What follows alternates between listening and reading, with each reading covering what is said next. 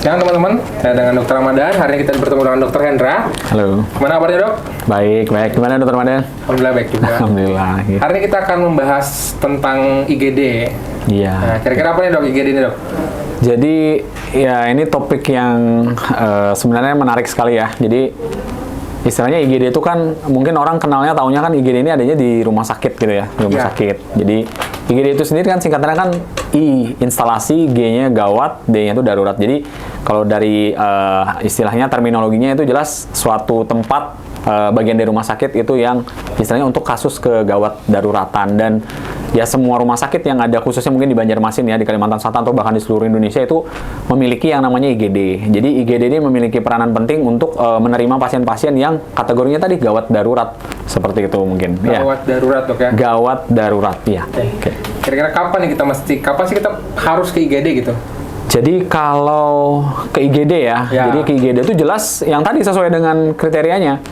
Gawat, darurat. Jadi ada gawat, ada darurat. Darurat ini kalau gawat itu sendiri suatu kondisi ya, suatu kondisi yang memang istilahnya tuh mengalami secara medis itu ada indikasi kegawatannya. Jadi baik itu mulai dari secara fisiknya seperti itu ya, jadi yang bisa diukur dari tanda-tanda vital seperti itu ya, terus kemudian tingkat kesadaran, kemudian pemeriksaan fisik lain-lain, terus kemudian juga ada yang darurat. Darurat ini istilahnya mungkin tidak gawat, tapi dia butuh cepat.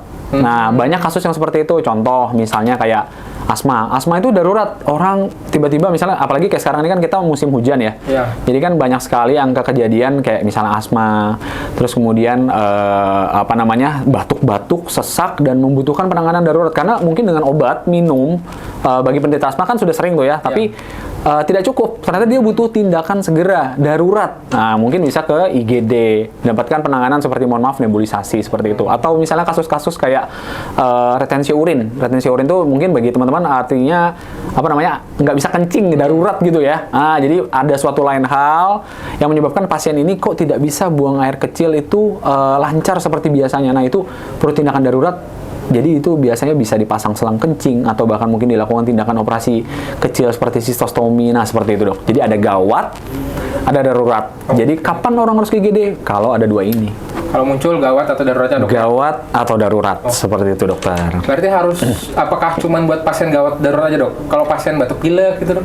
Jadi gini, di IGD itu ya, IGD itu dia jam operasionalnya itu 7 kali 24 jam. Jadi orang apapun mau ke IGD itu boleh. Boleh. Hanya saja mungkin kita mengenal di Indonesia itu kan sistem pembayaran pasien itu seperti apa saja. Ada yang pakai umum atau maksudnya biaya pribadi. Ada yang pakai asuransi, ada yang BPJS. Nah, jadi kalau untuk pelayanan IGD-nya sendiri sebenarnya 7 kali 24 jam. Jadi mau pasien apapun yang non-gawat darurat pun boleh. Tapi ada kriteria-kriterianya. Nah, nanti mungkin itu kita bahas lebih dalam lagi ya.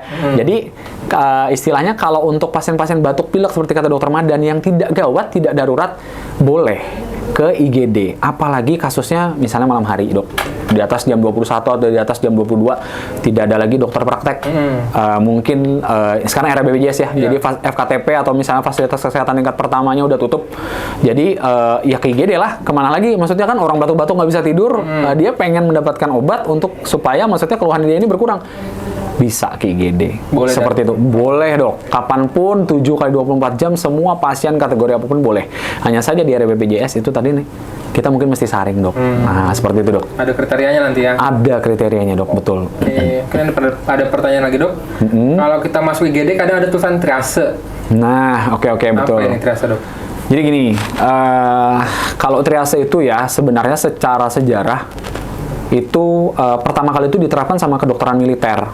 Jadi triase ini sifatnya itu dia untuk menyaring. Jadi triase itu untuk menyaring, untuk memilah. Dalam kondisi medis itu untuk memilah mana sih pasien yang benar gawat atau pasien yang mohon maaf tidak gawat. Kan kita mohon maaf nih, kalau orang tuh sudah datang pengennya pasti dilayanin cepat dong.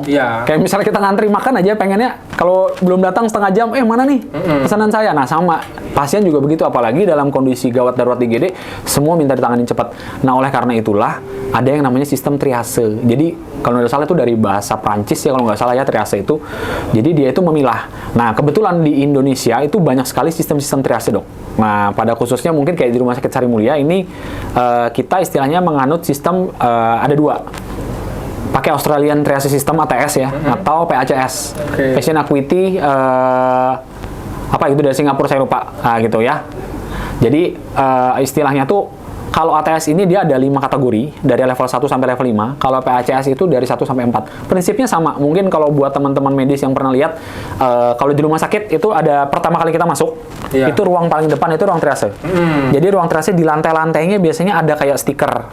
Stiker ada merah, kuning, hijau, biru, hitam. Seperti itu. Ada yang putih. Jadi kalau kayak di rumah sakit Sari Mulia sendiri kita menganut sistemnya PACS yang dari Singapura, jadi itu dari level 1 sampai level 4. Prinsipnya level 1 itu yang paling gawat, merah. Jadi apa aja yang kategori merah, pokoknya yang perlu tindakan segera tadi, terus kemudian yang rata-rata udah mohon maaf tidak sadar, ya istilahnya mohon maaf kondisi yang istilahnya udah benar-benar critical ill gitu ya. Nah kalau misalnya nanti berikutnya nanti ada yang kuning, kuning itu termasuk yang darurat mungkin tidak gawat, tapi ada juga yang gawat tapi tidak darurat. Ada tuh ya. Terus kemudian ada juga yang memang hijau. Hijau ini kategorinya ada false emergency yang sebenarnya kalau jam pelayanan poli atau jam pelayanan praktek dokter itu buka, ya sebenarnya harusnya ke praktek. Tapi karena mungkin tidak buka ya dia ke istilahnya ke IGD. Dan perlu diketahuin ya, maksudnya kalau sistem triase ini memang sangat membantu pelayanan IGD, karena apalagi untuk desakan-desakan dari keluarga, ya ini kok belum ditangani apa segala macam, karena memang teman-teman di UGD itu ya dokter dan nakesnya itu bekerja tuh sesuai dengan triase. Jadi pertama kali datang tuh pasien tuh disaring dulu dokter Madan. Jadi kita cek dulu, tanya dulu bagaimana apa keluhannya, apakah itu dengan pasien sendiri atau dengan keluarga pasien. Kemudian mereka masukkan dalam form biasanya. Kalau sana kita udah SIM RS ya, jadi semuanya dimasukin dan akhirnya keluar nanti, oh ini triasenya kuning. Sehingga kita lihat nanti berdasarkan jumlah pasien yang ada di IGD pada saat itu, triase yang mana nih yang levelnya lebih tinggi, 1 sampai 4 misalnya tadi ya, atau 1 sampai 5. 1 yang paling tinggi. Kemudian gradasi menurut levelnya itu tadi. Jadi kita nanganin pasien itu dari situ, dari triase seperti itu, Dok. Sangat menentukan di awal, Dok ya. Menentukan di awal, betul sekali. Jadi batuk pilek itu masuk mana, Dok? Kalau batuk pilek tergantung. Batuk pilek yang biasa-biasa aja, influenza biasa, ya mungkin hijau, Dok.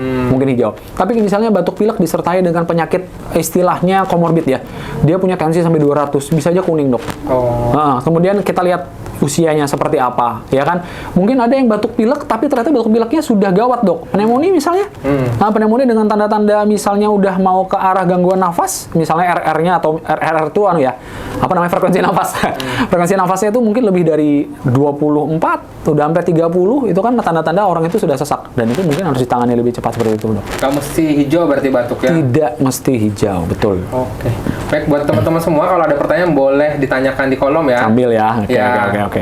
Nanti mungkin ada souvenir menarik dari kita. Oh gitu. Kalau kita sendiri nanya boleh dapat souvenir? Boleh. Oke. Menyusul souvenir. Oke, mungkin ada pertanyaan lagi, Dok. Baik. Kira-kira ini kan lagi banyak kasus anak kayaknya ya. Iya, betul. Apa saja kegawatan pada anak, Dok? Kapan harus dibawa ke IGD sih anak kita ini? Oke, iya betul. Kalau saya sendiri ya mungkin di internal kita, Dok ya, kayak di Sari Mulia, dalam 2-3 bulan terakhir ini memang dominannya kasus anak terutama ya, karena apalagi maksudnya kita lagi rame kasus gondongan, ya, lagi rame kasus campak, terlepas status imunisasi anak-anak itu sudah lengkap atau belum. Nah, cuman kalau berdasarkan istilahnya teori-teori yang kita baca, yang kita pelajari ya pada saat mungkin sekolah, itu ada yang namanya MTBS. Apa itu, Dok? Manajemen Terpadu Balita Sakit. Karena biasanya rata-rata anak-anak itu mungkin ya kategorinya balita bawah 5 tahun itu. Ada juga sih, anak kan usianya 1-17 tahun, tapi kita banyak ngacunya ke MTBS itu. Jadi, di MTBS itu sendiri banyak ya kawan-kawan ya. Jadi, mulai dari melihat tingkat kesadaran. Terus melihat nafas, ada usaha kesukaran bernafas atau tidak. Kemudian hemodinamik itu jadi mulai dari denyut nadi, mungkin tensi seperti itu ya.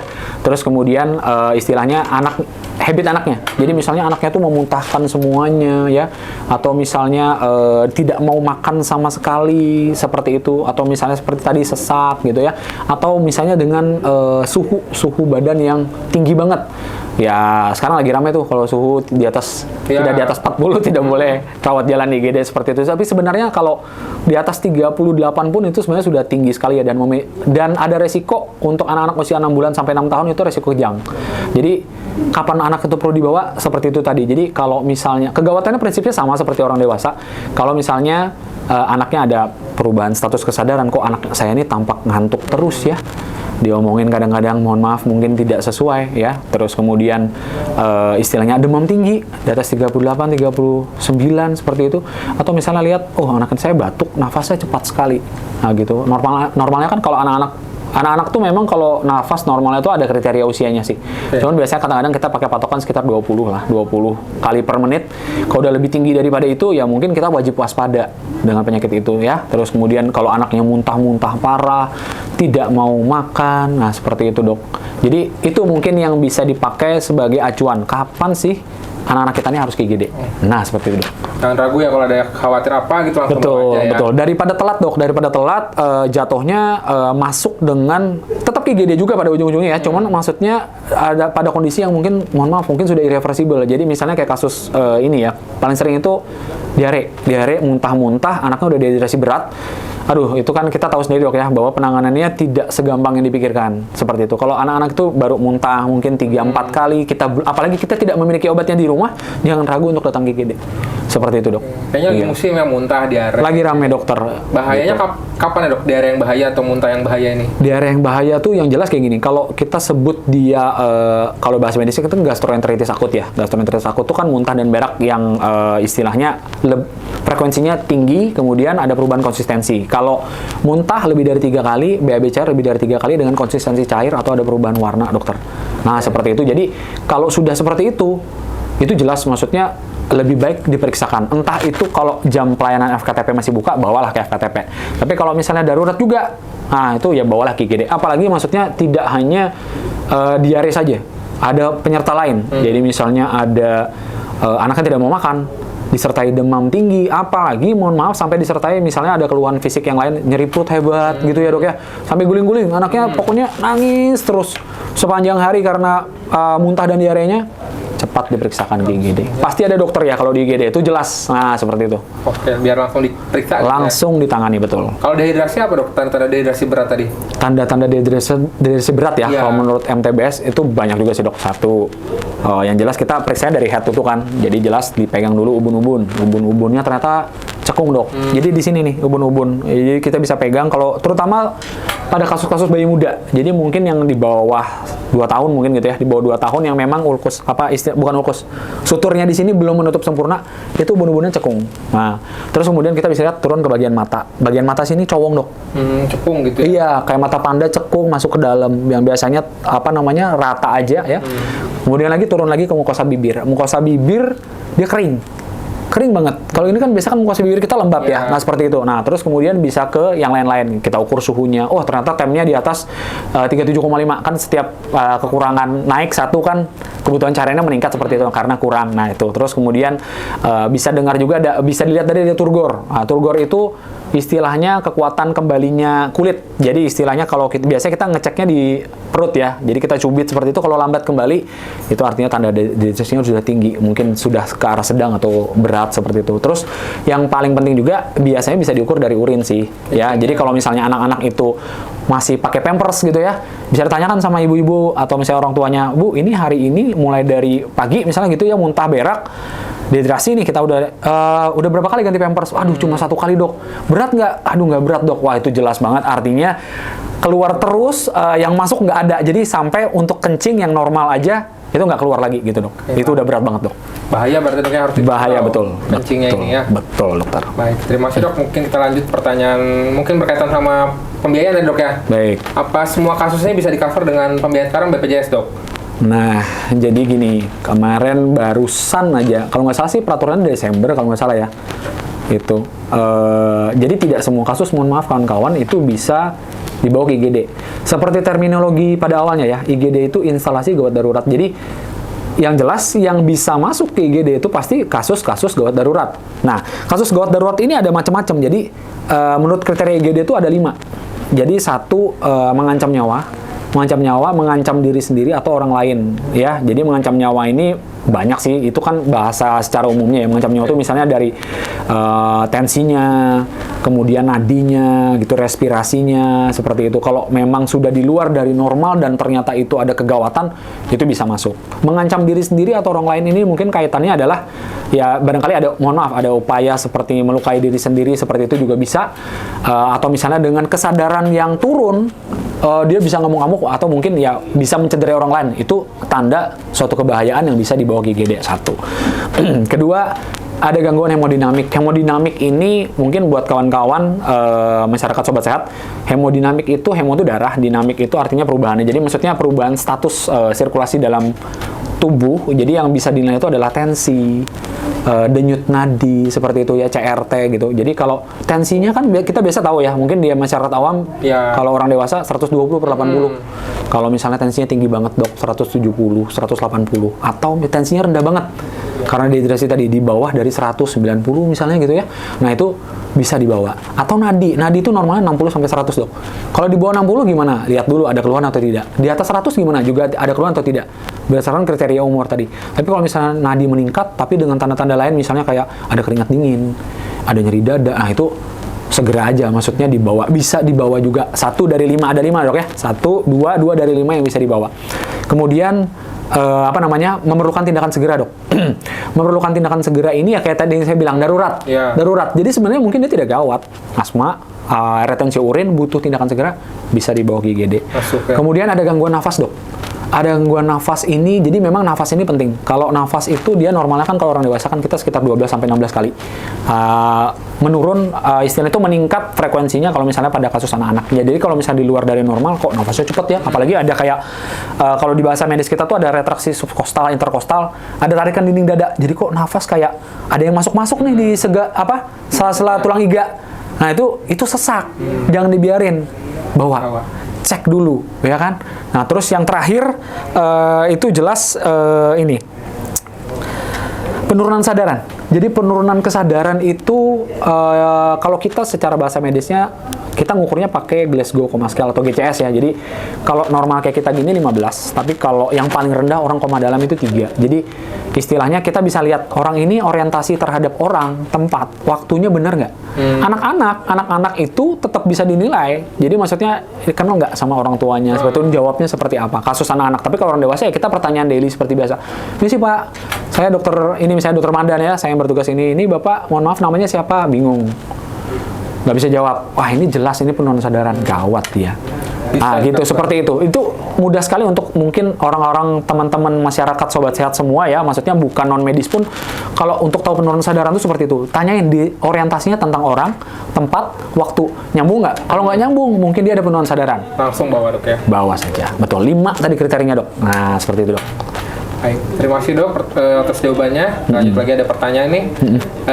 Mungkin banyak juga pernah dengar rasanya kok lama ditanganin di IGD, kok yang lain duluan, kok saya berjam-jam ditanganin. Dok? Itu tadi yang saya bilang. Tadi dokter Madan ada nanya tentang triase dok. Ya. Nah, jadi kita tahu IGD ini kan istilahnya tidak ada daftar antri sebenarnya dok. IGD itu di suatu rumah sakit rata-rata di mana-mana itu pasti paling depan. Jadi pasien itu dengan mudahnya langsung masuk. Seperti itu. Tapi kalau misalnya kita ke praktek dokter, ke poli, itu kan kita duduk sesuai antrian seperti itu. Nah, ada yang sudah di bed dan merasa itu sudah lama. Nah, kembali ke triase tadi dok. Jadi sebenarnya tidak ada upaya untuk melambat-lambatkan ya. Jadi kawan-kawan sekalian ya, itu saya yakin semua tenaga medis di Banjarmasin, di Indonesia pada umumnya, itu tidak ada upaya untuk melambat-lambatkan. Tapi mereka semua kerja sesuai triase. Jadi kalau misalnya kok saya belum ditangani, bisa jadi pada saat itu tuh ada pasien dengan triase yang lebih tinggi, kuning atau merah. Apalagi kalau misalnya kita masuk dengan hijau. Nah, kalau kita masuk dengan hijau ya mohon maaf, mungkin kita perlu sabar. Kecuali pada saat yang bersamaan itu memang tidak ada pasien-pasien dengan kategori triase yang lebih tinggi daripada kita. Seperti itu. Jadi misalnya ada 5 orang hijau. Nah, 5 orang hijau ini ya diantri sesuai dengan urutan kedatangannya. Seperti itu gitu dok. Tapi kalau ada yang lebih tinggi, pasti hukumnya mereka akan kerjain yang lebih tinggi. Seperti itu. Oh, bukan karena datang duluan, bukan ya? Bukan. Jadi itu tadi ya. Yang penting sobat sehat pada khususnya ya di Banjarmasin tuh harus mengerti bahwa ada yang namanya sistem triase. Jadi pokoknya kalau ada orang, mungkin aja kan habis kita tiduran di bed, terus tiba-tiba ada yang datang tuh pakai bed diantar, udah langsung pijat-pijat jantung. Nah itu mereka semua effortnya ke sana dulu. Dan akhirnya mungkin kita akan ya menunggulah pelayanan sampai berapa lama kita nggak tahu gitu. Ditambahkan berdasarkan kegawatan berarti Kegawatan, ya. betul dokter. Oke. Baik, kita lanjut, mungkin ada pertanyaan dok ini. Ya. Tanda-tanda pasien perlu rawat inap setelah ditangani di IGD. Baik, jadi seperti kata dokter tadi, ada nggak sih dok yang sebenarnya mungkin pasien itu tidak apa ya, boleh ke IGD nggak sih kalau misalnya tidak gawat? Boleh. Jadi misalnya katakanlah pasien yang sering nih ya, yang sering, aduh nyeri ulu hati dok. Apalagi ini bentar lagi kita nih menjelang puasa nih dok. Oh iya, Ya kan, bentar lagi. jelang puasa, sudah puasa lama, terus kemudian mohon maaf pemilihan makanan pada saat buka puasa itu tidak tepat ya, mungkin makan pedas atau makan yang seperti mericanya banyak seperti itu dok, asam, akhirnya muncul keluhan nyeri, ulu hati atau ya orang sering bilang mah. Oke, sakit mah. Mungkin tidak gawat dok, tapi kita butuh penanganan kan, datang seperti itu. Habis itu istilahnya ditangani. Habis ditangani, kita observasi. Jadi kita istilahnya itu ngasih penanganannya itu memang kita planningkan untuk rawat jalan. Kita bisa kasih obat-obatan injeksi, tidak hanya obat oral ya. Kita tunggu efeknya. Karena kan habis kita kasih obat injeksi kan kita ada kewajiban untuk mengontrol dok. Bagaimana nih pre dan pos pemberian. Sebelum pre misalnya skala nyerinya 5 misalnya gitu ya. Pos pemberian kita harapkan jadi 1 dok. Seperti itu. Nah kurang kan? Nah selama masa observasi, kita observasi, kita lihat, oh ternyata keluhannya mohon maaf tidak membaik. Kalau tidak membaik, pilihannya cuma 2.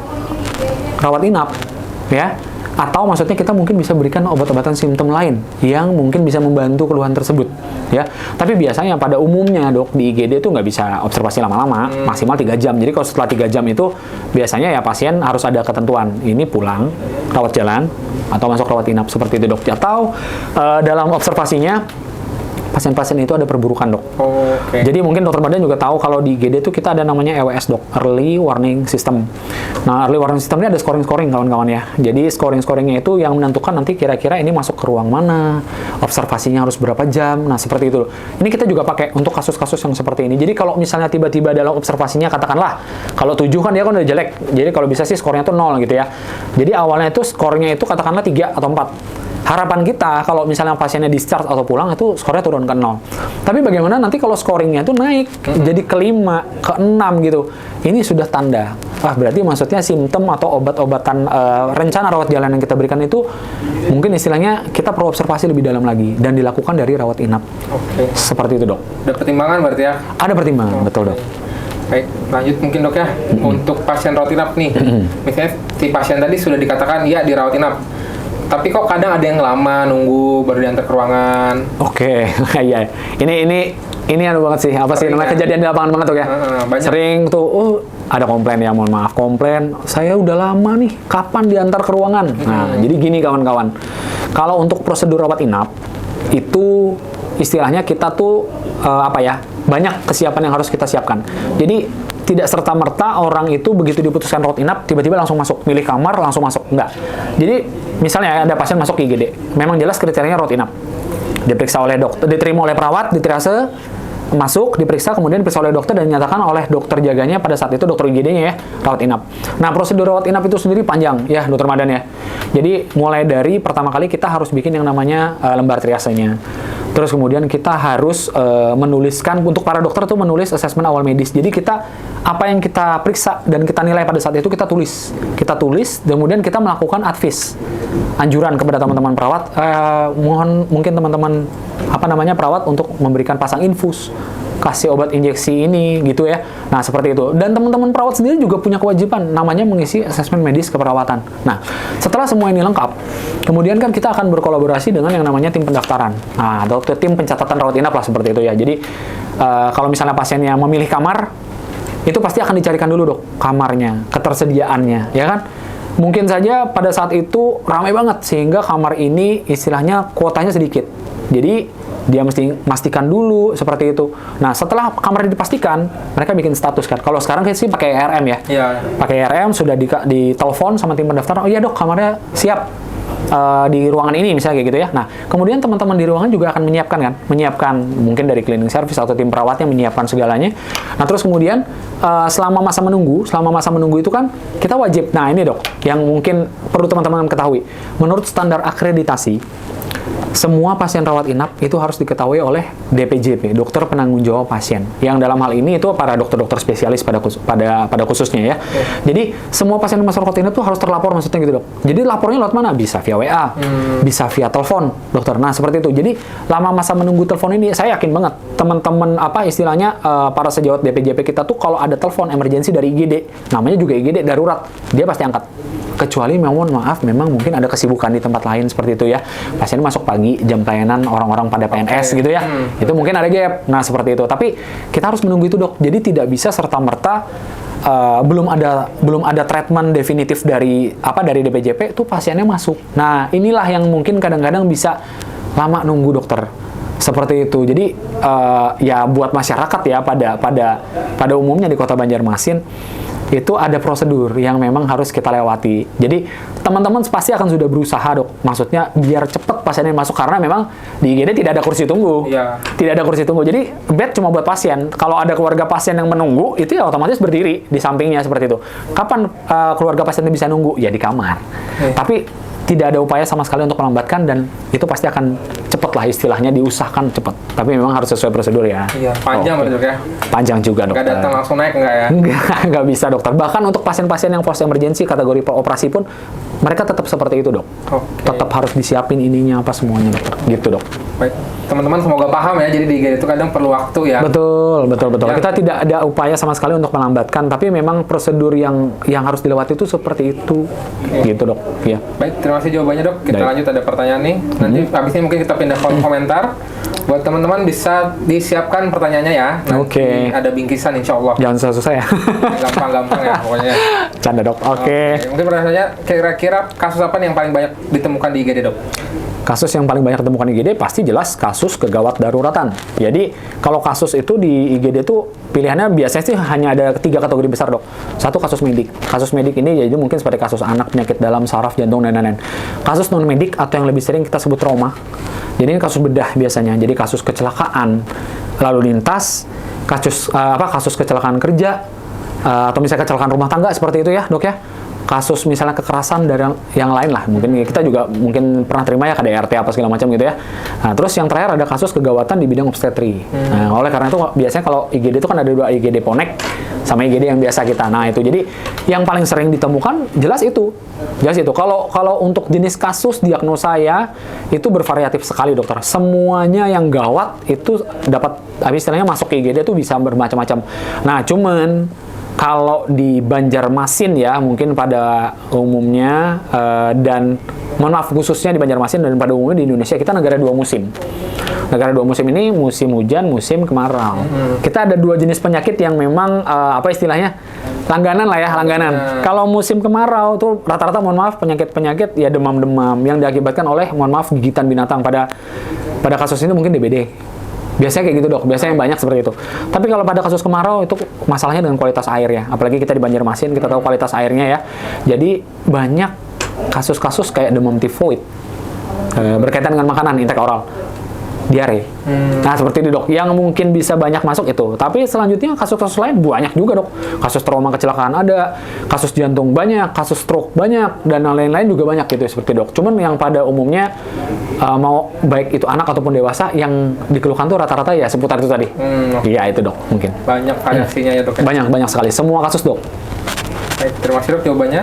Selanjutnya ada pertanyaan, kalau di IGD boleh nggak kita jenguk pasien tersebut dok? Nah, tadi saya udah bilang kan, di IGD itu tidak ada kursi penunggu.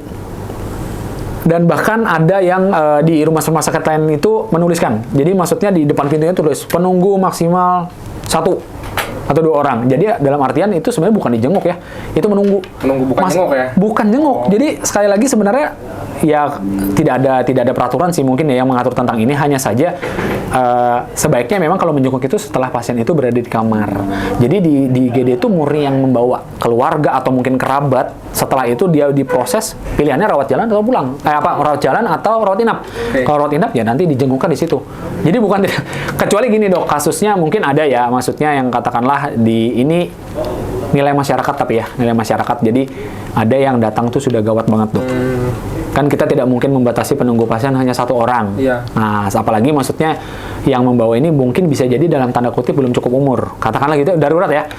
Jadi dia menunggulah, atau misalnya ada yang dituakan untuk menerima informasi, misalnya kondisi pasien ini gawat darurat. Jadi mungkin bisa aja yang menunggu itu bisa lebih dari 1 orang, 2, 3, seperti itu dok kasusnya. Tapi pada umumnya di IGD itu ya biasanya cuma ditunggu oleh 1 orang dan itu tidak dijenguk. Itu menunggu. Bukan penjenguk kan Bukan ya? penjenguk seperti itu dok.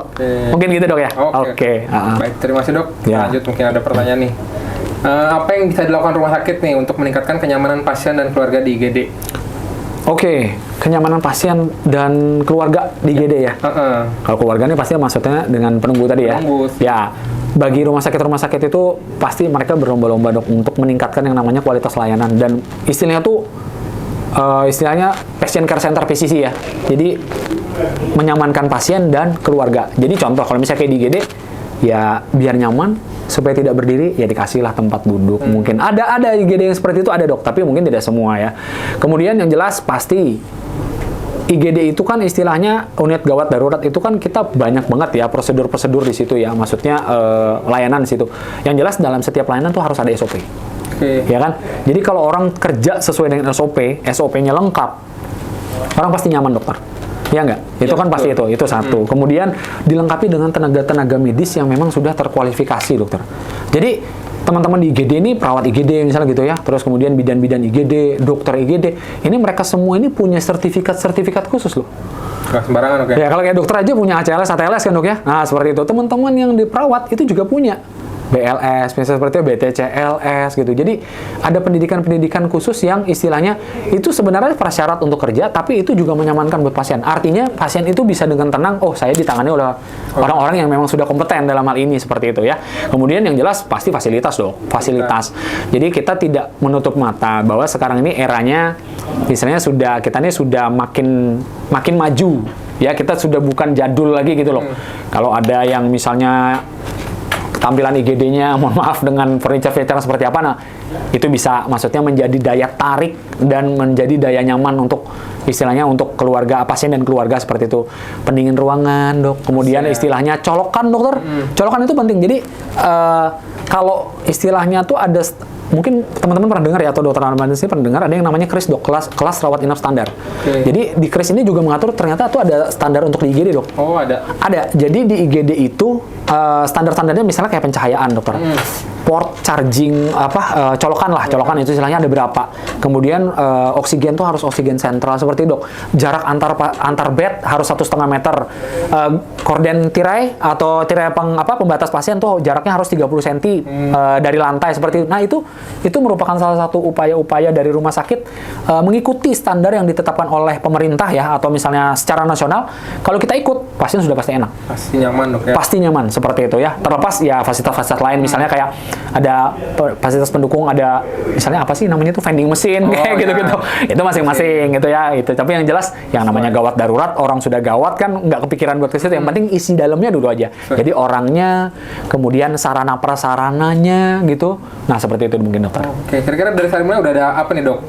Peningkatan untuk memberikan kenyamanan ya dok? Kalau dari Sari Mulia gini, kita per tanggal 1 Juli 2024 kemarin itu kita menggunakan IGD baru dok. Baru dok ya? Baru. Jadi mungkin masyarakat Banjarmasin pada khususnya itu kalau jalan-jalan lewat jalan, kita nih jalannya apa sih, Pangeran Antasari ya? Ya, Jalan Antasari. Jalan Pangeran Antasari kan kalau salah Pangeran Antasari atau Jalan Jati lah orang Banjar bilang gitu ya. Itu lewat depan Sari Mulia, itu IGD kami itu udah paling depan. Sedangkan rumah sakit lain itu IGD-nya tuh agak lebih masuk. Ulin misalnya gitu ya, ada lebih masuk, Ansar Salah lebih masuk. Jadi kita nih benar-benar di tepi jalan. Nah, seperti itu, Dok. Jadi itu sudah salah satu upaya dari rumah sakit bagaimana caranya supaya IGD ini aksesnya mudah, dan kami mohon maaf masuknya tidak pakai palang parkir. Untuk yang IGD ya. Tapi kalau untuk yang ke poli ya itu ada palang parkir seperti itu. Nah, terus kemudian yang sudah dilakukan Sari Mulia adalah sarana prasarana. Nah, bagi mungkin masyarakat Banjarmasin yang pernah masuk IGD Sari Mulia pasti udah lihat. Maksudnya interiornya seperti apa, pencahayaannya seperti apa, kemudian dari penyejuk ruangannya seperti apa. Kemudian kita juga melengkapi teman-teman kami itu istilahnya pakai pakaian dinasnya yang ramah. Jadi tidak menakutkan, dokter. Jadi kita, mohon maaf ya, mungkin kalau kayak drakor kan lagi ramai tuh pakai scrub. Kalau dulu kan ya pakai baju putih, terus semua serba tertutup. Jadi kita bahkan tidak mengenali siapa orang ini secara seutuhnya, apalagi pasca Covid kemarin semua rata-rata pakai masker kan, gitu seperti itu. Tapi kita tidak. Kita pakai scrub, Seperti itu, Dok. Jadi kita berusaha untuk istilahnya lebih nyaman dalam soal tampilan seperti itu, dokter. Kemudian bed ya insya Allah lah itu cukup ya. Jadi maksudnya kita ada punya bed di Sari Mulia itu ada 14, dokter. Jadi kita sudah siapin untuk orang-orang pasien-pasien yang medis dan non medis. Ada isolasi juga, ada poneknya sendiri juga. Jadi kami pilih, Dok. Itu semua dalam upaya untuk menyamankan masyarakat Banjarmasin pada khususnya. Ya. Seperti itu, dokter. Alat-alat juga kami mohon maaf, kami sangat berusaha untuk melengkapi, mulai dari alat untuk tindakan bedah, terus kemudian alat untuk kegawat daruratan jantung seperti defibrilator kami punya, gitu ya.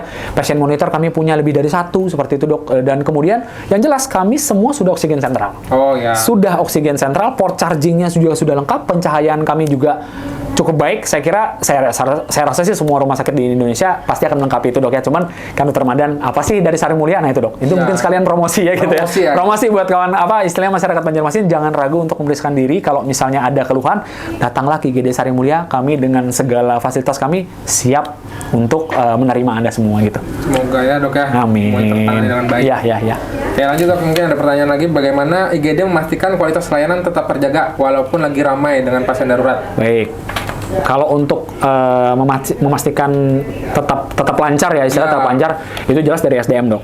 Nah, jadi SDM itu kami sudah berupaya, Dok ya, tim perawatnya tuh kami bikin cukup banyak di situ. Ada 6 orang yang dinas dalam satu shift. Kemudian dokternya istilahnya ada dokter Irna yang standby, ada dokter IGD yang standby, dan bahkan kalau misalnya crowded banget pasiennya perlu perawatan cepat, kita bahkan bisa memberdayakan dokter-dokter Irna untuk turun juga menangani karena pada saat itu sedang darurat dan lagi rame-ramenya gitu, Dok. Terus kemudian kita berkoordinasi dengan pihak penunjang di bagian dalam ya. Jadi misalnya kayak lab, radiologi seperti itu, kita istilahnya koordinasinya itu udah satu line gitu, Dok. Jadi biar cepat. Ini kita ada laboratorium, cepat datang. Terus kemudian teman-teman dari laboratorium datang untuk ambil darah secepatnya seperti, Dok. Jadi kita proses teman-teman yang mau rawat jalan atau misalnya yang mau rawat inap itu secepatnya seperti itu. Jadi kalau dibilang apa daya upayanya, jelas kami sudah siap. Baik SDM-nya, sarana prasarananya, sistemnya kami usahakan siap. Gitu, Dokter. Siap, mantap, Dok ya. Oke, lanjut, Dok. Mungkin ada pertanyaan terakhir nih dari Ulun. Bagaimana IGD memastikan koordinasi yang efektif dengan rumah sakit lain? Mungkin ini kasusnya rujukan kali ya? Iya. Jadi gini kawan-kawan, Sisrut, langsung saya jawab, itu namanya Sisrut ya, sistem rujukan terintegrasi. Jadi memang betul kawan-kawan ya, yang perlu kita ketahui adalah rumah sakit itu ada levelnya. Jadi sering kan dengarkan rumah sakit tipe A, rumah sakit tipe B, tipe C, tipe D, dan sebagainya gitu ya. Jadi rumah sakit ini ada levelnya, ini ada tujuannya. Jadi tujuannya itu apa? Untuk menjangkau daerah-daerah perifer. Terus kemudian untuk level rumah sakit ini untuk mengetahui bagaimana sih kelengkapan dari rumah sakit tersebut. Kemudian kayak rumah sakit tipe D, dia punya bed 50 bisa gitu ya. Rumah sakit C minimal 100, B dan A seterusnya gitulah. Kemudian dengan level yang eskalasi ini kan pasti memungkinkan kan ada pasien yang kita ketemu misalnya di daerah gitu ya, di daerah yang di perifer atau di ujung gitu ya, yang katakanlah membutuhkan sesuatu yang tidak mereka punya di daerah tersebut. Jadi artinya mereka butuh rujukan vertikal, Dokter. Nah, katakanlah dari rumah sakit tipe D ke tipe C. Kita rumah sakit tipe C, Sari Mulia Ginta gitu ya. Misalnya ada rujukan dari Pulang Pisau gitu ya, atau misalnya Muara Teweh misalnya. Kebetulan membutuhkan sesuatu yang ada ternyata di rumah sakit kita seperti itu, Dok. Itu jelas prosedurnya adalah tim tenaga medis di sana pasti akan menghubungi dulu tim tenaga medis di rumah sakit kita. Dalam hal ini IGD. Jadi semua penerima rujukan itu pasti melalui IGD. Pasti. Jadi istilahnya mereka mengontak, setelah mereka mengontak, itu mereka kirim kan, Dok, kami dari daerah ini, misalnya gitu, dari A gitu ya, kami mau rencana rujuk pasien atas nama sekian, itu dengan ini. Nah, kemudian diterima sama tenaga kita, itu tenaga kita nanti akan istilahnya menerima dan mencoba memilah. Dikonsultasikan lagi, Dok, dikonsultasikan kepada DPJP atau dokter spesialisnya. Dok, ini kira-kira bisa nggak sih? Dengan resource yang ada di rumah sakit bisa diterima nggak sih? Bisa. Oke, begitu bisa apa? Dikonfirmasi balik ke tempat asal rujukan. Oh iya, ini pasien atas ini kita bisa ya terima ya. Nanti mohon dilengkapi. Nah, yang dilengkapi ini apa? Nah, ini Sisrut. Jadi Sisrut itu adalah suatu sistem yang dikembangkan oleh negara ya. Jadi yang namanya rujukan itu harus dicatat. Mulai dari keluhan. Mohon maaf, keluhannya. Habis keluhan itu terus kemudian tanda-tanda vitalnya. Pemeriksaan penunjangnya apa saja ya. Sudah dilakukan apa di tempat itu, baru proses transfer rujuk. Nah, tidak hanya di situ, itu proses rujukan itu jelas harus menggunakan alat-alat medis, ambulans, ya, mungkin oksigen, infus yang terpasang. Nah, terus kemudian didampingi juga oleh tenaga medis, bisa perawat, bisa dokter. Nah, seperti itu, Dok. Jadi kalau untuk sistem rujukan, kita punya tadi yang namanya Sisrut. Dan barusan kita ada pelatihan, Dok, 4 hari, 3 hari atau 4 hari, saya lupa. Itu tentang Sisrut ini. Jadi Sisrut ini, terima kasih sekali ya buat apa istilahnya, negara juga mengembangkan sistem seperti ini supaya maksudnya pasien-pasien itu juga merasa tidak terbengkalai. Kan mohon maaf nih, sering banget kan maksudnya, Dok, kita mau ke Banjar aja nih, dari perifer gitu ya. Iya. Sudah belum. Nah, dengan Sisrut ini memastikan bahwa begitu dikirim jam berapa udah dijawab sama rumah sakit, itu bisa secepatnya dikirim seperti itu, Dok. Nah, mungkin itu, Dok. Sudah ada pengembangan. Jadi skalanya udah nasional, Dok, Sisrut ini. Jadi bukan cuma sekedar lokal. Kita lagi kalau lokal kan kita bisa by WA gitu ya, atau medsos apa gitu kan. Bisa nggak? Nah, itu kan masih hubungan satu dengan satu. Tapi kalau Sisrut ini sudah melibatkan sistem, Dokter. Oke, baik. Terima kasih, Dok, atas penjelasannya. Baik, oke. Mungkin kita lanjut ke sesi komen kali ya. Yep. Siap-siap teman-teman yang dibacakan komen, semoga dapat bingkisannya. Oke. Bismillah. Yang pertama dari Ibu apa Bapak ini? Yanwar Rahman. Oke, siap. Dokter mau tanya, kalau ke IGD apa aja yang harus dibawa? Misalnya berkas dan lain-lain. Jika menggunakan BPJS, bagaimana? Oke. Itu aja, Dok ya. Iya. Langsung saya jawab. Baik. Ya. Makasih Pak Yanwar. Semoga nanti bisa mendapatkan souvenir dari tim kita ya. Jadi jelas Pak, nomor 1 bawa dirinya dulu lah Pak. Pastikan bawa pasiennya.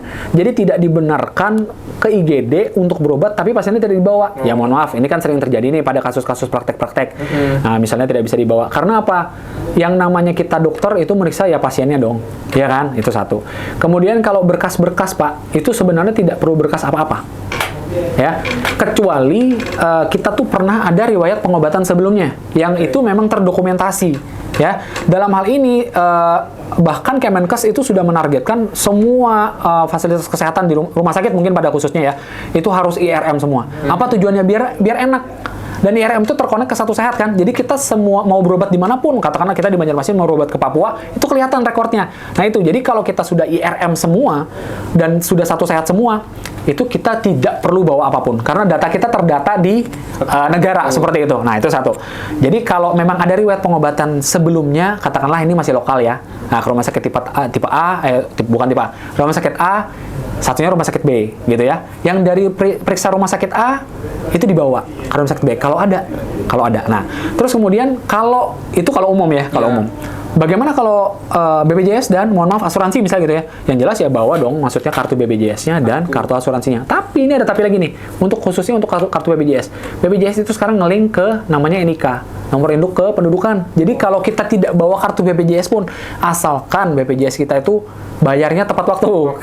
Artinya tidak nunggak. Nah, kalau tidak nunggak cukup masukkan nomor KTP, beres. Bisa dong yang masih kartu BPJS? Bisa, tidak perlu bawa berkas apapun. Jadi bawa pasiennya, bawa KTP sama kartu BPJS atau kalau yang asuransi kan jelas kita harus bawa kartu asuransi karena ada penggesekan dan segala macam ya. Itu aja cukup. Kemudian ya jelas pasti ya dengan keluhannya seperti itu tadi. Setelah diterima di IGD, saat terima di IGD itu ya nanti akan dipilah sama teman-teman di IGD yang tadi saya bilang triase. Kalau ternyata jam pelayanan FKTP ini untuk kasus BPJS khusus ya. Kalau ternyata pasien atau bapak atau ibu semua yang diperiksa itu kategorinya hijau atau pilek biasa tadi. Nah itu. Tapi ternyata FKTP-nya buka Puskes atau dokter keluarga, ya pasti bapak atau ibu nanti pasti akan istilahnya diedukasi. Pak, mohon maaf ibu ya. Jadi menurut pemeriksaan kita dari triase kita ini kategorinya mohon maaf tidak darurat, tidak gawat. Sehingga untuk BPJS ini tidak bisa terklaim atau tidak bisa ditanggungkan penyakit ini di BPJS. Nah, sehingga bapak mungkin disarankan untuk periksa dulu ke fasilitas tingkat satunya Pak. Boleh dokter keluarga di puskesmas sesuai dengan kartu bapak. Nah, seperti itu. Apabila ada kegawatan silahkan kembali ke rumah sakit. Jadi prinsipnya kalau udah seperti itu ya, katakanlah kan sering rame nih, saya berobat ke IGD ditolak. Iya. Nah seperti itu. Tidak ditolak, bukan ditolak, tapi mohon maaf mungkin bukan kriterianya. Tapi sekali lagi kalau pasien mau datang ke IGD tidak pernah ada kata-kata penolakan. Datang aja. Masuk, datang dulu, pasti dilayanin dulu. Nah kemudian ya itu tadi sesuai dengan kategori. Itu mungkin Pak Yanwar seperti itu berkas yang bisa dibawa. Baik, terima kasih Dok. Ini ada pertanyaan Gali Hawibowo, temanya apa ini Dok? IGD kayaknya Dok ya? IGD, jadi gini, lagi rame kan itu kan. Jadi saya nanya juga ke tim ini sih, tim apa sih namanya? Tim marketing ya. Jadi apa yang lagi rame? Itu drakor sih. Heroes on Call gitu ya. Jadi mungkin intinya semua yang ada di IGD itu adalah heroes memang ya. Heroes dalam panggilan on call itu. Jadi maksudnya mereka itu tanpa mengenal waktu 7 kali 24 jam. Bahkan mohon maaf, di hari libur pun ya misalnya nanti lebaran gitu ya, kami itu tetap ada untuk tetap bisa melayani. Jadi ya mohon maaf, mungkin saya bisa kategorikan semua teman-teman yang ada di IGD, perawatnya, dokternya, bidannya, atau bahkan pemeran-pemeran pendukungnya pun bagian pendaftaran itu heroes semua. Semuanya heroes. Ya karena itu kita angkat namanya tuh apa namanya, temanya tuh heroes on call seperti itu. Ya mungkin gitu ya. Oke. Baik dok. Oke, lanjut pertanyaan dok dari Razi Tugu Pancoran. Tugu Pancoran bertanya nih, apakah di IGD kalau kecelakaan lalu lintas bisa menggunakan BPJS dok? Nah baik, ini pertanyaan yang bagus sekali. Apa tadi namanya? Razi Tugu Pancoran. Ya, Tugu Ini dari anu nih. Jakarta. Dari Jakarta nih. Oke. Jadi kalau kecelakaan ya. Jadi kalau kecelakaan itu lalu lintas misalnya gitu ya. Kalau lalu lintas itu mohon maaf tidak bisa menggunakan BPJS. Itu jelas saya jawabnya ya. Jadi yang bisa digunakan adalah apa? Jasara harja dok. Jasara harja. Tapi dengan syarat kalau jasara harja, setahu saya itu ada yang namanya LP dok, atau laporan polisi. Jadi tidak serta-merta kecelakaan masuk BPJS nggak bisa, kita pakai jasara harja. Nah di jasara harja itu sendiri nanti ada dokumen-dokumen pendukung yang dibutuhkan dok. Jadi kayak misalnya LP tadi, terus kemudian laporan kronologis gitu-gitu dok. Nah ada nggak BPJS kecelakaan yang bisa dipakai di IGD? Ada. Tapi bukan BPJS kesehatan. BPJS tenaga kerja. Nah, dalam artian kalau BPJS tenaga kerja, otomatis itu yang hanya dimiliki oleh para tenaga kerja. Nah, itu juga ada kronologis, Pak. Jadi misalnya nih, Dokter Mada nih, atau yang lain lah, pasien A gitu ya, perusahaan A, berangkat kerja, tiba-tiba kecelakaan di tengah jalan. Nah, itu bisa dipakai BPJS tenaga kerja, bukan kesehatan. Tapi kalau orang random, ibu rumah tangga misalnya gitu ya, ibu rumah tangga punyanya cuma BPJS kesehatan. Mohon maaf terjadi insiden di laka lalu lintas, itu mohon maaf tidak bisa menggunakan BPJS kesehatan. Harus pakai jasara harja. Oh jasa. Betul, jasara harja. Ya. Ada sih maksudnya kemarin keterangan dari BPJS ya, kalau misalnya limit dari jasara harjanya sudah habis, nah itu nanti akan ditanggungkan ke pembiayaan BPJS. Tapi seperti apa mekanismenya mungkin mohon maaf bukan saya yang berkompeten untuk jawab ini. Mungkin ada sesi nanti katakanlah kita bisa undang dari orang BPJS, kita ajak buat ngomong di sini gimana gitu kan dok ya. Okay. Lebih tepat kan informasinya pasti lebih oke gitu loh. Cuman setahu saya seperti itu Pak. Siapa Pak? Razi Tugu Pancoran. Oke. Pancoran. Oke. Gitu. Kalau berarti kalau tenaga kerja gimana dok? Kalau tenaga kerja prinsipnya asal dia itu insidennya di dalam satu pekerjaan. Kalau tenaga kerja pasti kan kecelakaan kerja dulu dong. Kecelakaan kerja itu kecelakaan yang terjadi pada saat kerja, pada saat pulang kerja, menuju rumah, atau pada saat pergi mau kerja. Seperti itu dok. Jadi misalnya kayak saya bilang tadi, kecelakaannya lalu lintas, tapi ternyata dia punya BPJS naker. Lihat dulu, dia memang dari rumah perginya menuju ke tempat kerja. Itu bisa dipakai. Itu bisa dipakai. Kalau kecelakaan yang terjadi selama masa kerja itu sudah pasti pakai BPJS naker. Nah, atau misalnya dia pulang. Dia dari perjalanan tempat kerja menuju pulang. Nah, tapi sekali lagi kawan-kawan, ini ada tim investigasi nanti namanya ya. Pernah kemarin ada kasus, ini mungkin sharing dikit ya. Apa namanya, pakai BPJS tenaga kerja, tidak diakui sama BPJS tenaga kerjanya. Kenapa? Karena dia misalnya pulang kerja jam 10, tapi baru sampai rumah jam 1. Nah, artinya kan maksudnya nggak masuk. Jadi ini kok orang habis dari kerja tidak langsung pulang gitu loh. Ini ngapain dulu? Gitu loh, sampai jam 1. Ternyata terjadi insiden malam itu dok. Jadi jam 10 malam, terus kemudian terjadi insiden mungkin sekitar jam 12, jam 1. Nggak bisa, karena ada kronologis. Jadi kayak bikin kronologis tuh dok. Jadi saya berangkat kerja dari jam sekian, biasanya menggunakan sepeda motor gitu ya. Lama perjalanan misalnya 20 menit. Nah, memang benar terjadi di masa 20 menit, itu masuk kriterianya. Tapi kalau lain-lain, katakanlah saya biasanya sebelum kerja saya singgah dulu ke Starbucks misalnya gitu, nongki dulu 1 jam, itu nggak masuk dok. Nggak bisa dok. Nggak bisa dok. Ketahuan dok ya. Iya betul, seperti itu dok. Karena... Jadi ada investigasi nanti, dan itu bukan dari teman-teman ini ya, bukan dari teman-teman kesehatan yang akan mereview.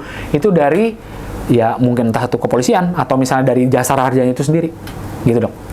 Oke, terima kasih dok untuk penjelasannya. Baik. Mungkin sampai kita lihat lagi. Bagi teman-teman yang mau bertanya bisa silahkan bertanya ya. Oke. Ya. Cukup banyak kayaknya dok ya kasus orang yang penasaran tentang IGD ini ya. Ya betul. Jadi soalnya ya apalagi di era sekarang BPJS ya, apa istilahnya, ya banyak sekali kan kemarin itu kan, maksudnya yang simpang siur, aduh, Iya. kan orang pada rame tuh, nakesnya bikin reels gitu kan, mohon maaf, apa namanya, kerja di IGD itu bukan nanganin pasien, tapi 70%, 80% ngejelasin peraturan gitu kan. Iya. Ya tapi mohon maaf kawan-kawan, itu memang seperti itu adanya ya. Jadi, tapi pada prinsipnya, saya yakin dan percaya semua nakes yang ada di seluruh dunia, Indonesia pada khususnya, itu tidak ada niatan sama sekali, maksudnya mengabaikan pasien. Itu kita kerja sesuai dengan ya nurani, apalagi kita sumpah dokter dok ya, maksudnya kita sudah disumpah tidak akan melalaikan pasien. Jadi istilahnya ya kita juga kerja, maksudnya tim mungkin hektik pada saat itu sehingga kita mau menerapkan SOP-SOP yang berlaku ya. Jadi kalau misalnya ada ya para pasien mungkin ya bapak atau ibu yang merasa oh ini lambat gitu ya, ini kami ditolak, nah tidak seperti itu. Itu benar-benar kita mengikuti prosedur yang berlaku dan ketentuan yang berlaku. Insya Allah kita berjuang untuk semuanya ya dok ya. Betul sekali. Tidak ada menunda-nunda gitu. Iya. Lanjut mungkin pertanyaan dok ya dari Z58 Rizal. Izin bertanya dok, jika terjadi kelumpuhan mendadak akibat hipokalemi, apakah bisa ditangani langsung di IGD dengan menggunakan BPJS? Jadi gini, biasanya hipokalemi itu kan dia ada sih memang ya, karena kekurangan hipokalemi kan, hipokalemi itu kalau kalium tuh normalnya 3,5 sampai 5,5. Nah, jadi begitu datang pasien dengan biasanya tuh paraparese inferior, ya kita ngomong pakai bahasa medis nih. Jadi kelemahan biasanya tuh tubuhnya bagian bawah, lemes kakinya dok, nggak bisa. Habis kenapa pak? Mungkin entah kencing banyak, mohon maaf ya, kencing banyak, muntah banyak, diare banyak, misalnya seperti itu. Datang diperiksa, kecurigaannya oh hipokalemi, bukan bisa ditangani, tapi memang bisa menggunakan BPJS. Nah, perkaranya apakah rawat jalan atau rawat inap? Kebanyakan mohon maaf dari rawat inap. Kenapa? Karena ada kemungkinan dia loss lagi dok. Jadi katakanlah gini, dia dikatakan misalnya PPH ya, periodic paralisis hipokalemi gitu ya. Diperiksa hipokalemi, kaliumnya 2. Nah, 2 ini kita udah harus pakai preparat kalium kan dok, yang mana dimasukin dari jalur infus. Nah, semua yang dimasukin secara invasif dari jalur infus seperti itu pasti perlu pengawasan. Jadi biasanya dikerjakan dari rawat inap. Setelah kita kasih, kita ada yang namanya evaluasi. Kita cek lagi dong kaliumnya, ya kan? Oh kaliumnya udah naik 3,5. Cek lagi, tapi nggak hanya nilai labnya aja. Kita cek ke pasiennya, Pak gimana? Ibu gimana? Kakinya udah lemas? Udah nggak lemas. Oke. Jadi biasanya pertanyaan untuk ini bisa ditanganin ke IGD. Tapi itu tadi penyebab lemas, lumpuh layu misalnya ya dalam kaki gitu ya, dalam suatu waktu periodik, itu belum tentu semuanya mengenai hipokalemi. Bisa aja yang lain. Prinsipnya dibawa ke IGD, diperiksa sama tim jaga. Kalau tim jaga itu ternyata istilahnya mencurigai itu ke arah hipokalemi, pasti akan dicekin lab. Iya. Kalau ternyata terbukti, biasanya dikerjain di rawat inap. Oke, yang penting jangan takut dok ya kayak gitu. Jangan takut, betul. Nanti akan Bisa ditangani. Oke. Ya. Baik, lanjut ada pertanyaan dari Ili 1845. Ili permisi dok, mau tanya apa saja penyakit yang bisa masuk cover oleh BPJS? Baik, ini juga asik sekali. Jadi selain merilis 5 kriteria yang kan BPJS itu yang rilis ya, ada flyer gitu ya. 5 kriteria tadi yang saya sebutkan, itu mereka juga merilis 144 penyakit yang tidak bisa dirujuk ke rumah sakit. Atau maksudnya sebenarnya bukan tidak bisa dirujuk. 144 penyakit yang apa istilahnya ditangani oleh fasilitas tingkat primer seperti itu. Cuman penyakit-penyakit yang tidak bisa di cover BPJS itu pada umumnya itu yang biasanya mohon maaf kesuburan ya, infertilitas seperti itu. Kemudian kosmetik, setahu saya kosmetik, kecelakaan tadi BPJS nakes ya nggak bisa. Nah, mungkin dan lain-lain seperti itu. Tapi yang saya tahu 3 besarnya itu tadi itu. Biasanya. Ada juga mohon maaf upaya untuk bunuh diri. Upaya kayak misalnya apa ya? Misalnya minum Baygon gitu, itu setahu saya nggak bisa. Ada upaya untuk bunuh diri, setahu saya ada upaya untuk bunuh diri, jadi itu nggak bisa juga. Itu kan masalah kan kesalahan personal ya. Jadi tahu-tahu dapat penyakit ya, walaupun memang misalnya keracunan intoksikasi apa gitu, itu nggak bisa setahu saya. Gitu. Teman-teman, pesannya jangan bunuh diri ya. Tidak di cover oleh BPJS. Betul. Baik, mungkin pertanyaan terakhir dok ya dari Desi Patricia. Ya. Dok bertanya bagaimana kata-kata kita yang halus untuk menjelaskan apakah pasien bisa menggunakan BPJS atau tidak karena triase. Sepertinya teman-teman tenaga kesehatan juga nih, Heroes on Call juga nih. Heroes on Call. Ya baik, terima kasih Mbak Desi. Mbak ya harusnya ya, Desi Fitria, Desi Patricia. Oke. Iya. Bagus banget pertanyaannya. Jadi benar banget ini. Saya yakin ini fenomena yang terjadi di seluruh rumah sakit di belahan Indonesia manapun, ya kan? Mohon maaf Pak, gitu ya. Apa namanya? Ini tidak bisa tahu BPJS. Ya kadang ada juga ini nggak bisa Pak. Udah ini periksa aja. Jadi sekali lagi kawan-kawan, untuk istilahnya bagaimana gestur kita memberitahu kepada pasien itu jelas yang namanya pelayanan publik itu dikomplain itu wajar. Tapi kita sudah ngerjakan itu sesuai SOP. Jadi setahu saya itu rata-rata di setiap rumah sakit atau di setiap fasilitas publik itu pasti ada SOP untuk bagaimana caranya greetings. Jadi maksudnya mengenalkan diri, seperti itu ya, mengenalkan diri, kemudian memperkenalkan nama, salaman atau bahkan perlu ya, kemudian baru menjelaskan inti pokok permasalahannya gitu. Jadi jangan serta-merta batuk pilek, rebahan di bed, periksa, datang pun mohon maaf dia tidak tahu ini dokter apa perawat atau bidan atau jangan-jangan mohon maaf cleaning service misalnya gitu ya. Ya pasti kita datang periksa dulu pasiennya, mengenalkan, permisi Pak, selamat siang atau selamat pagi, saya Dokter Hendra, saya Dokter Ramadan gitu ya. Apa keluhannya? Tanya, periksa-periksa, baik Bapak. Jadi kita lihat lagi, oh ya baik Pak. Jadi gini Pak, dari hasil pemeriksaan kita itu kan triasenya demikian. Nah ini saya juga periksa Pak untuk saat ini dari pemeriksaan fisik Pak itu relatif mohon maaf dalam batas normal Bapak. Tidak ada kegawatan pada saat ini. Nah Pak, kalau menurut kriteria BPJS itu Bapak bisa memeriksakan dirinya ke FKTP Pak, bukan ke rumah sakit seperti itu. Tapi apabila terdapat kegawatan nanti Pak, Bapak bisa saja memeriksakan seperti itu. Jadi bahasa itu mohon maaf bagaimana ya? Itu salah satu contoh dari saya. Tapi apakah itu bisa digeneralisir? Belum tentu. Nah, jadi masing-masing tempat itu punya habit yang berbeda-beda. Jadi sekali lagi itu tetap istilahnya kembali ke teman-teman semua ya. Nah, yang menarik juga di Sari Mulia nih, kita mungkin Dr. Ramadan mungkin ikut juga kemarin, kita ada pelatihan namanya Service Excellence. Nah, jadi di Service Excellence itu kita itu mengajarkan bagaimana cara istilahnya menangani keluhan pasien, menerima pasien dengan baik, bagaimana cara ngomong yang baik, komunikasi efektif ya. Kemudian bagaimana menangani komplain dari pasien, merasakan empati pasien ya. Nah, seperti itu. Jadi mungkin buat teman-teman untuk yang pengen tahu lebih detailnya gimana sih cara jawabnya gitu ya, itu bisa mengajukan yang namanya Service Excellence. Itu jadi istilahnya bagaimana gestur kita, intonasi kita, tata bahasa apa yang dipakai seperti itu ya. Selain jelas pegangan teman-teman satu. Kalau bagaimana tentang triase itu jelas ini ketentuan triasenya dan ketentuan BPJS-nya pegang ini Pak. Yang 5 kriteria yang saya sebutkan tadi. Bapak secara triase hijau. Kemudian ini tidak gawat darurat, tidak masuk dalam kriteria yang bisa ditanggung oleh BPJS. Jadi mohon maaf Pak gitu. Selalu mohon maaf. Mungkin gitu ya, Mbak Desi Patricia. Desi Patricia. Oke. Ya. Baik, terima kasih Dok. Tadi tipsnya mungkin sesuai SOP Dok ya. Iya. Kalau bisa menambah soft skill berupa service excellence. Soft skill berupa service excellence, betul. Oke. Baik, terima kasih Dok. Mungkin sudah habis sesi pertanyaannya. Baik, oke. Mungkin dari Pian ada closing statement Dok. Jadi kalau closing statement jelas satu ya, buat kawan-kawan. Jadi semua masyarakat di Indonesia saya sudah pasti yakin dan tahu bahwa maksudnya ada yang namanya IGD, instalasi gawat darurat. Jadi instalasi gawat darurat itu sekali lagi menangani kegawatan dan kedaruratan. Tapi tidak ada sama sekali pembatasan pasien di situ. Jadi semua masyarakat Indonesia punya hak untuk datang ke IGD memeriksakan dirinya. Hanya saja itu berkaitan dengan pembiayaan tadi. Kalau misalnya nanti ada BPJS, ada asuransi, itu akan disesuaikan. Jadi sekali lagi jangan takut berobat ke IGD. Nah, seperti itu Dok. Baik, terima kasih Dok atas waktunya hari ini. Semoga teman-teman mendapatkan manfaat. Kami tutup atas perhatiannya. Assalamualaikum warahmatullahi wabarakatuh. Waalaikumsalam warahmatullahi wabarakatuh.